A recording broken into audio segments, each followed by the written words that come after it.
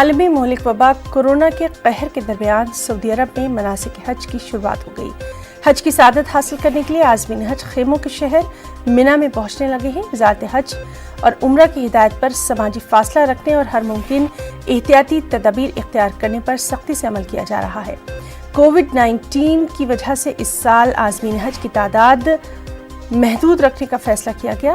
سعودی عرب کی وزارت حج و عمرہ کے رہنما خطوط کے مطابق اس سال تقریباً 10,000 عازمین حج سعادت حاصل کریں گے۔ ان میں سے 7,000 عازمین غیر ملکی ہیں جو کہ سعودی عرب میں مقیم ہیں، جبکہ 3,000 عازمین سعودی عرب کے ہیں۔ رہنما خطوط کے مطابق 20 سال کی عمر سے لے کر 50 سال کی عمر کے لوگوں کو ہی اس بار حج کرنے کی اجازت دی گئی ہے۔